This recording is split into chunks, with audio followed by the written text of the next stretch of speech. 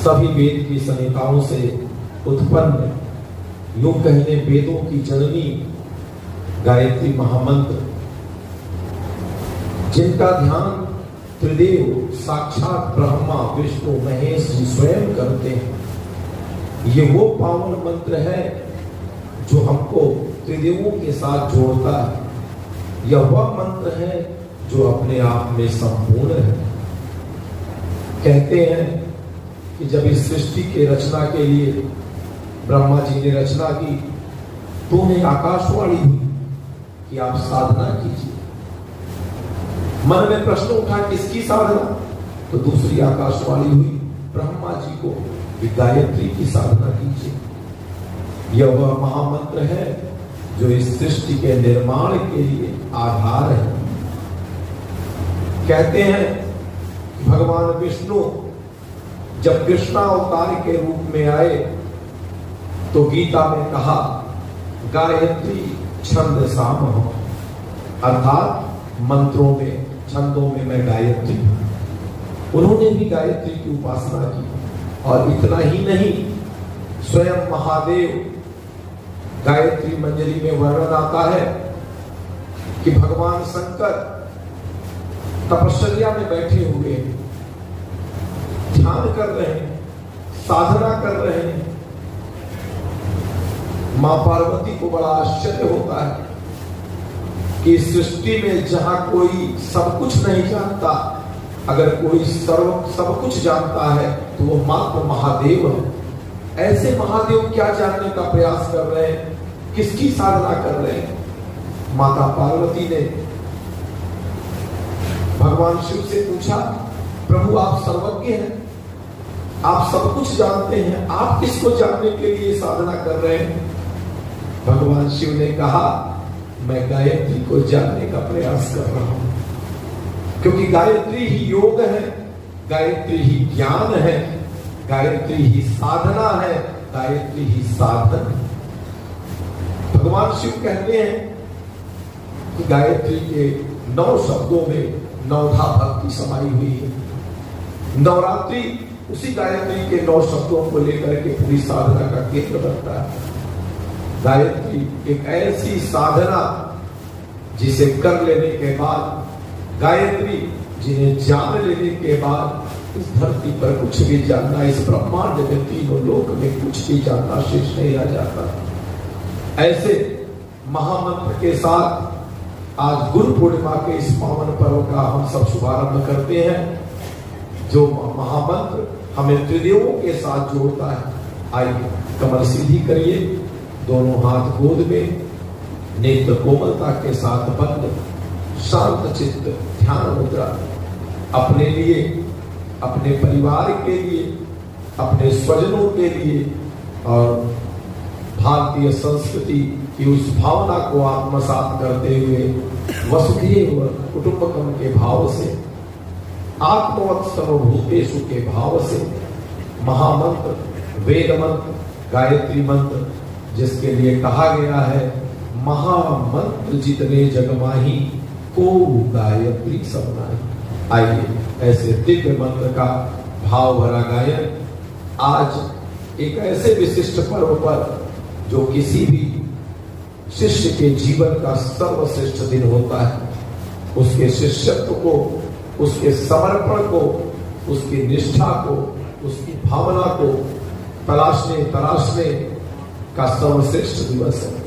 और उसमें भी हम गायत्री परिजनों के लिए यह पावन गुरु पूर्णिमा 2026 अद्भुत अलौकिक, किंतु सत्य से कम नहीं है, क्योंकि वंदनीय माता जी की जन्म शताब्दी, गुरुदेव के अखंड दीप की जन्म शताब्दी, गुरुदेव के साधना की शताब्दी, ऐसे त्रिवेणी संगम के साथ जोड़ने वाले इस गुरु पूर्णिमा पर्व पर आइए वेद मंत्र, देव मंत्र, गायत्री महामंत्र का एक साथ एक स्वर में भाव भरा गायन करें।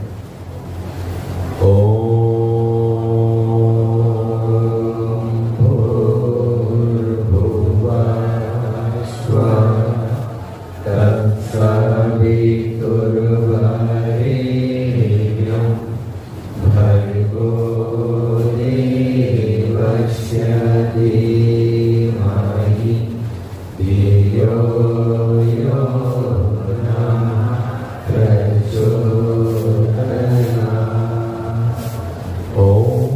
ज्ञानतिमिरान्धस्य ज्ञानाञ्जनशलाकया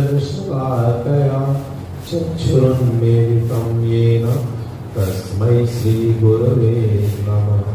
ध्यानमूलं गुरुर्मूर्तिं पूजामूलं गुरुर्पदं मन्त्रमूलं गुरुर्वाक्यं मोक्षमूलं गुरुकृपा। ॐ संगशत्वं संवदत्वं सम्मो मनसि जानतां देवाभावं यथा पूर्वे सज्जनानामुपासते। सूक्ष्म रूप से प्रण में विद्यमान हमारे इष्ट आराध्य गुरु चेतना भगवत चेतना को नमन करते हुए आइए आज के इस गुरु पूर्णिमा के पावन पर्व पर हम सब किसी विषय की चर्चा करने की मेरी सामर्थ्य नहीं है, इसलिए कि आज जो स्वजन आते हैं ये स्वजन वो हैं जिनकी निष्ठा, जिनके श्रद्धा, जिनके समर्पण के आगे इस बालक का जीवन बहुत तुच्छ है, जिन्हें देख करके एक प्रेरणा मिलती है, एक ऊर्जा मिलती है। ऐसे व्यक्तित्व आज इस यज्ञशाला में इस परम पूज्य गुरुदेव के संकल्पित 24 शक्तिपीठों में से एक गायत्री शक्तिपीठ लंका नगमा वाराणसी के इस दिव्य प्रांगण में बैठे हुए। चर्चा आज नहीं करनी पर गुरु पूर्णिमा है, एक शांति कुंज की ओर से एक तक्षशिला नालंदा विश्वविद्यालय के नाम से इतने विख्यात विश्वविद्यालय हैं कि सभी उससे जुड़े हैं, जानते हैं। उस तक्षशिला नालंदा में तक्षशिला विद्यालय की एक घटना आती है कि एक बहुत श्रेष्ठ व्यक्तित्व जिन्होंने अपनी पूरी शिक्षा, पूरा समय, पूरा ज्ञान वहां प्राप्त किया, जीवक नाम के एक ऋषि। ज्ञान प्राप्त करने के बाद जब वो गुरु से गए और कहा कि हम अपने क्षेत्र वापस जा रहे हैं, तो गुरुदेव ने कहा तेरा सारा ज्ञान पूरा हो गया है बेटा, लेकिन एक परीक्षा बाकी है, अंतिम परीक्षा पास कर लो फिर चले जाओ। कहा क्या? बोला एक पास के जंगल में चले जाओ और एक ऐसी कोई पौध, कोई जड़ी, कोई मूल लेकर के आओ जिसमें औषधीय गुण न हो। जीवक गए, जीवक ने जाकर के पूरे जंगल में भ्रमण किया, लौट करके 6 महीने, 8 महीने, साल भर बीत गए। साल भर तक लौट करके वापस आए और आने के बाद पहला शब्द कहा नास्ति मूलम अनौषधम। गुरुदेव नास्ति मूलम अनौषधम, एक भी मुझे ऐसा जड़, एक भी मुझे ऐसा पौध नहीं मिला जिसमें औषधीय गुण न हो। गुरुदेव ने कहा कि बेटा तू परीक्षा पास हो गया, अब तू जहां जाएगा इस सृष्टि का निर्माण करेगा। ऋषियों ने सुभाषितानी में जगह जगह बड़ा श्रेष्ठ वाक्य कहा है, अमंत्रम अक्षरम नास्ति, नास्ति मूलम अनौषधम, और अयोग्य पुरुषो नास्ति योजकस्तत्र दुर्लभम। कोई ऐसा अक्षर नहीं है जिसमें मंत्र बनने की शक्ति विद्यमान नहीं। जितने मंत्र बने हैं किन्हीं अक्षरों से ही बने हैं। इस दुनिया में कोई ऐसा अक्षर नहीं है जिसमें मंत्र की शक्ति विद्यमान नहीं है। इस दुनिया में कोई ऐसा पौधा नहीं है, कोई ऐसा जड़ नहीं है जिसमें औषधीय गुण किसी न किसी प्रकार का विद्यमान नहीं है। और इस दुनिया में कोई ऐसा पुरुष नहीं है जो पूर्णतः अयोग्य हो, जिसके अंदर योग्यता विद्यमान न हो किसी प्रकार की। लेकिन अगली लाइन क्या है? योजकस्तत्र दुर्लभ। सबसे दुर्लभ चीज अगर धरती पर ब्रह्मांड में कोई है तो योजक दुर्लभ है। ये योजक नहीं मिल पाता, कभी कभी सब अक्षर को कोई योजक नहीं मिल पाता, इसलिए वो मंत्र नहीं बन पाता। कभी पौध को कोई योजक नहीं मिल पाता, इसलिए वो औषधि नहीं बन पाता। और कभी कभी व्यक्ति को कोई योजक नहीं मिल पाता, इसलिए व्यक्ति मानव से महामानव, देव मानव नहीं बन पाता। हम सब सौभाग्यशाली हैं जिसे ऋषियों ने दुर्लभ कहा, जिसे दुर्लभ कहा। युगों युगों तक लोग तरसते हैं, ऐसा दुर्लभ योजकत्व इस युग ऋषि के। मैं अक्सर इस बात को कहते हुए गौरवान्वित होता हूँ कि भगवान को जब आए, राम को कृष्ण को गुरु मिले, किसी गुरु को भगवान मिले, पर ऐसे सौभाग्यशाली हम आप जैसे कहाँ है कोई जिसे स्वयं भगवान गुरु के रूप में मिल गए। हम सब वो सौभाग्यशाली है जिसको योजक के रूप में गुरुदेव मिले। जीवन में आ जाए। गुरुदेव कहते थे, ये लाइन कहते हुए हृदय आह्लादित होता है। गुरुदेव कहते थे कि बेटा जब मैं तुम्हारे जीवन में आऊंगा तो कैसे आऊंगा मालूम है? गुरुदेव कहते हैं इस दृष्टांत को हम सभी युवाओं के प्रत्यक्ष आदर्श के रूप में, जिनको गुरु सत्ता ने आत्मसात कर लिया है जिनके शरीर को, और एक ऐसे आदर्श व्यक्तित्व जिनको देख करके हमारे जैसा युवा आज ऐसा महसूस होता है, कार्य करने की उमंग, ऊर्जा, उल्लास बढ़ता हुआ चला जा रहा है। हमारे अखिल विश्व गायत्री परिवार के युवा मार्गदर्शक, आइकॉन, आदर्श परम श्रद्धेय चिन्मय भैया के मुख से जब ये संस्मरण मिलता है तो हृदय को गहराइयों से झकझोर देता है। भैया उदाहरण देते हुए कहते हैं कि बेटा, गुरुदेव कहते हैं, गुरुदेव के शब्द है कि बेटा जब हम तुम्हारे जीवन में आएंगे तो मालूम है कैसे आएंगे? बेटा हम तुम्हारे जीवन में आएंगे तो बुखार की तरह आएंगे। बुखार कैसा होता है? बुखार जब आता है तो न खाना अच्छा लगता है, न पीना अच्छा लगता है, न किसी से बात करना अच्छा लगता है, कुछ अच्छा नहीं लगता। जब बुखार आता है तो सिर्फ बुखार याद रह जाता है, बाकी कुछ भी अच्छा नहीं लगता। गुरुदेव कहते हैं बेटा हम तुम्हारे जीवन में बुखार की तरह आएंगे। निश्चित रूप से ये थोड़ा थोड़ा बुखार तो हम सभी पर पड़ा है। हमारे चिन्मय भैया पर ये बुखार इस रूप में चढ़ा है कि ऐसा लगता है कि थर्मामीटर की टेम्परेचर लेने की क्षमता नहीं है जो उनके बुखार को माप सके।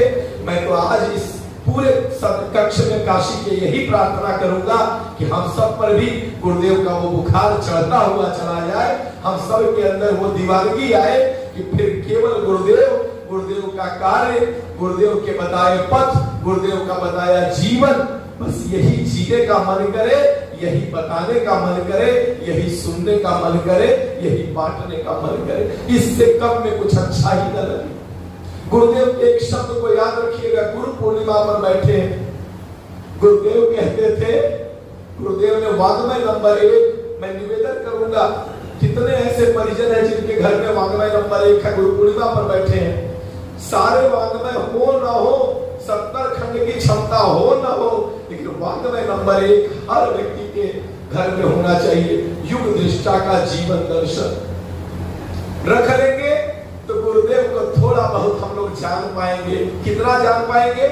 पैर के धूल के एक कण के भी 1000वें भाग को अगर उतना भी जान गए तो ये जीवन निहाल हो जाएगा। अरे गुरुदेव तो आइस वर्ग है, बर्फ का पहाड़ है, जिनका 1-2% अभी ऊपर दिख रहा है, 98-95% तो नीचे है। इस दुनिया को जानने में अभी 300, 400, 500 साल लगेंगे, लेकिन जिस दिन गुरुदेव को ये दुनिया जानेगी उस दिन ये दुनिया स्वर्ग बनती हुई चली जाएगी। केवल गुरुदेव को जान ले। गुरुदेव कहते थे कि बेटा मेरा जीवन ही मेरा संदेश है, मेरा जीवन ही मेरा संदेश है, लेकिन मेरे न रहने पर तुम्हारा जीवन ही मेरे संदेश के रूप में देखा जाएगा। गुरुदेव ने अपने वाङ्मय नंबर 1 में जब हृदय खोल करके रखा तो उन्होंने कहा कि बेटा मैंने अपने जीवन में 3 ही साधना की, तो प्रारब्धवश आसानी से होता चला गया, करना नहीं पड़ा, पूर्व के संस्कार थे, हो गया। पहला क्या? मातृवत परदारेश, हर स्त्री, हर पराई माँ, सारी जितनी हम हमारी बहन और माँ के समान। ये दृष्टि, ये मुझे लगता है कि हम गायत्री परिजनों की प्रारब्ध इतने हैं, शायद ये हमारे लिए भी सामान्य साधना में होनी चाहिए। अगर किसी के अंदर नहीं है तो समीक्षा का विषय। इसी के लिए हमारे घर के बच्चों में भी मातृवत परदारेशु के भाव आए, इसी के लिए व्यवस्था बनाई गई है पूजा के स्थान की, कि राम के, कृष्ण के उस दिव्य स्वरूप को देखकर जो दिव्य भाव हमारे अंदर पैदा होता है, वही भाव राह चलते उस किसी भाई को देखकर, वही भाव राह चलते किसी बहन को देखकर दुर्गा, लक्ष्मी, सरस्वती के साक्षात प्रतिमा के रूप में नजर आए तो हम पहली सीढ़ी, पहली साधना करने में सफल हुए। मातृवत परदारेशु, दूसरा गुरुदेव कहते हैं पर द्रव्येषु लोष्टवत्, दूसरे का धन, दूसरे की संपत्ति ये हमारे लिए मिट्टी समान रही। और तीसरा गुरुदेव कहते हैं कि बेटा इसी में मुझे जो समय लगा, जितना समय लगा इसी में लगा, आत्मवत् सर्व भूतेषु, सभी को अपने स्वरूप में देखना और जानना। आज गुरु पूर्णिमा का ये पावन पर्व है। निश्चित रूप से हमारा जीवन घर में पिता कितना भी शानदार हो, लेकिन बच्चा अगर गड़बड़ निकल गया तो उलाहना बाप को भी सुनना पड़ता है। देखो यही इनका संस्कार, बच्चे को क्या संस्कार दिए। गलती बेटा करता है लेकिन लज्जित में कई बार पिता को होना पड़ता है। बस हमें तो इतना देखना पड़ है आज इस गुरु पूर्णिमा पर्व पर कि पूरा गायत्री परिवार एक तरफ, पूरा देश एक तरफ, पूरा विश्व एक तरफ, लेकिन कम से कम मेरे गुरु को मेरे कारण लज्जित न होना पड़े। मेरा जीवन, चाहे मेरा व्यक्तिगत जीवन हो, साधनात्मक जीवन हो, गुरुदेव के शब्द हैं, कथनी करनी भेद जहां है, धर्म नहीं पाखंड वहां। कहने वाला करने वाला होना चाहिए। जिह्वा बोले, लेकिन जिह्वा के साथ जब जीवन बोलेगा तो प्रभाव करेगा। केवल जिह्वा कान को सुनाई पड़ता है, लेकिन जब जीवन के साथ जुड़ता है तो हृदय को स्पर्श करता है। हमारा सामाजिक जीवन, जहां जॉब कर रहे हैं, जहां पर हम लोगों के साथ हैं, हमारा पारिवारिक जीवन, निश्चित रूप से अगर हम गायत्री परिजन है, परिवार है, तो आपकी जिम्मेदारी है।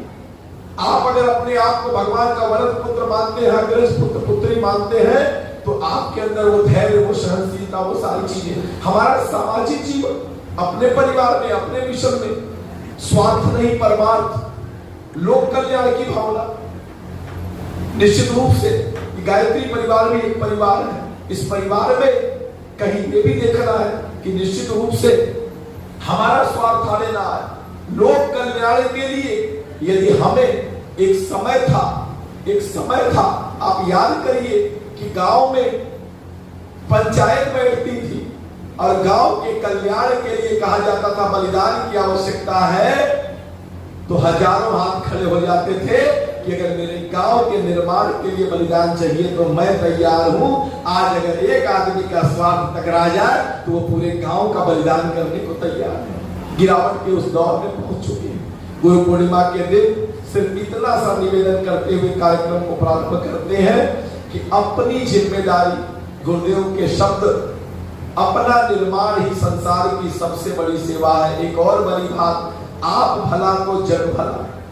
गंदे लोग इसका इस्तेमाल करते होंगे, लेकिन ये सत्य है कि अगर हमने अपना निर्माण किया, अपना भला किया है, तभी जाकर के हम समाज का निर्माण और समाज का भला ही कर सकते हैं। आइए आज गुरु पूर्णिमा के इस दिव्य पावन पर्व पर हम सब संकल्पित होते हुए आगे बढ़ते हैं। हम सब